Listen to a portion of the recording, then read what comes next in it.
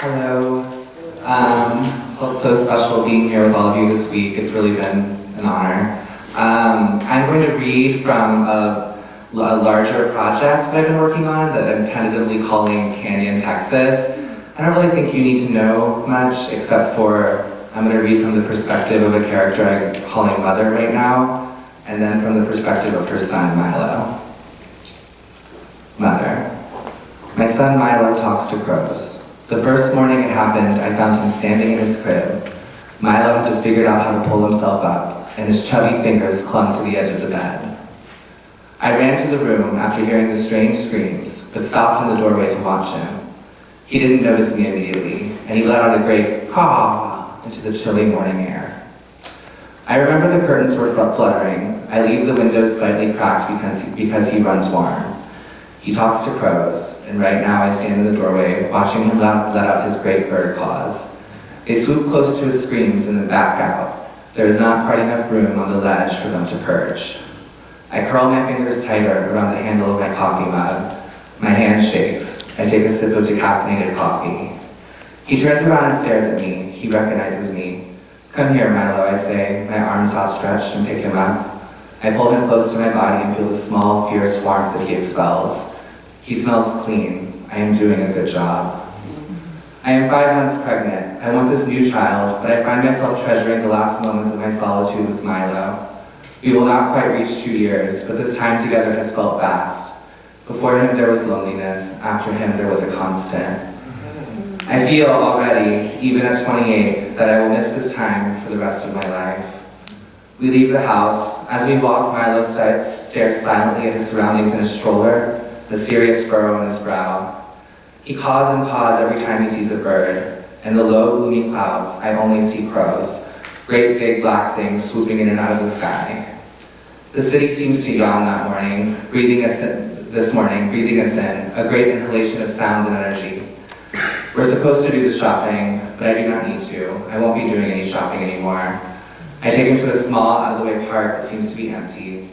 We lay in the grass and look up at the morning sky. For the first time, I feel the new being kick my insides, and I place a reassuring hand over my belly. Milo doesn't seem to notice. Just then, a crow swoops overhead, and Milo becomes alert, excited, and begins to squawk as loudly as he can at the crow, reaching up toward the sky.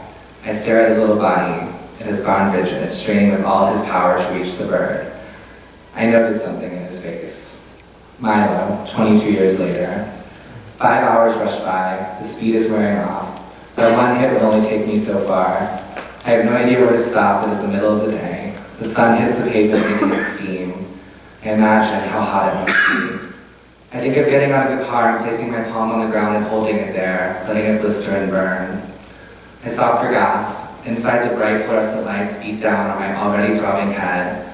I buy a giant bottle of water and a box of cheeses. Back in the car, I drive around behind the gas station and roll a small joint. I smoke enough of it to calm my head down. I drink from the water bottle and I down a handful of cheeses. The trees are gnarled, heat-crushed Texas trees.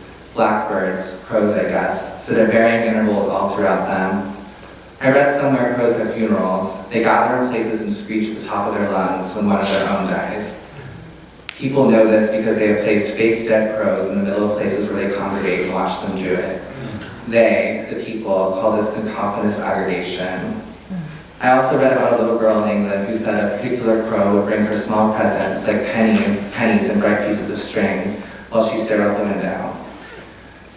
My mother once told me a story that when I was little she heard me making a sound that had terrified her. When she ran to my room, she saw that I was propped up in my crib, cawing at the birds outside my window. You spoke bird before you spoke human, she used to tell me laughing when I was a little boy. Thank you.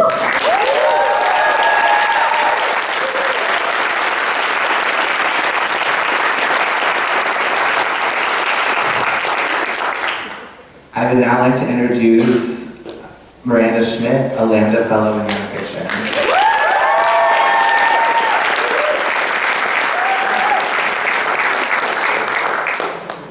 Hello. I'm going to be reading something about ravens, so this is going to be exciting. We get 2 bird pieces in a row. It's been really just absolutely wonderful to be here with all of you this week. these readings have been so inspiring, and it's just really wonderful to be with such beautiful and inspiring writers. This is, you don't really need a lot of context, I don't think. This is just the first few pages of the novel in progress that I'm working on. It's a fairy tale. It has to do with shape-shifting teenagers and changelings in a magical forest. So here it goes. I still hear the wings at night, in that space between waking and sleeping where, for a moment, I have no shape at all. I can feel them. Their hollow-bone strength, the rhythms of flight, the rustle of feathers in air. Most nights they wake me, and I startle back into my human limbs, solid and earthbound, a sleepless 16-year-old girl in a house of lost children, all wearing the same brand of discount PJs. But some nights, fewer and fewer now, the sound bears me away into dreams, and that's when I fly. You can't imagine it, what flying is. Not really, not unless you've done it, not unless you've felt the wind through your feathers, the power of wings to steer you through currents, the heady heights that linger just above the world. The kids in this house, we look normal, but we aren't.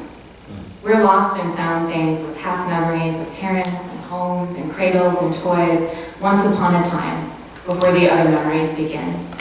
The ones of water or air or woods, those memories that feel like dreams shot through with the deepest, most aching of longings.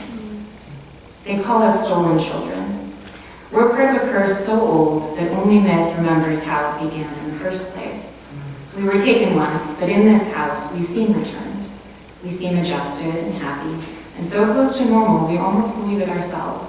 We go to school with everyone else in our town, we play on sports teams, join clubs, put in college applications, and it's only sometimes that we stay underwater in the pool for a moment too long, like Hazel did, wondering if holding our breath will bring back our lost gills.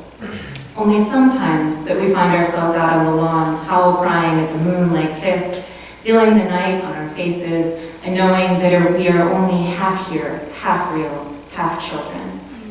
It is only on some nights that I dream my wings and wake perched on the attic windowsill, ready to fly. This is one of those nights.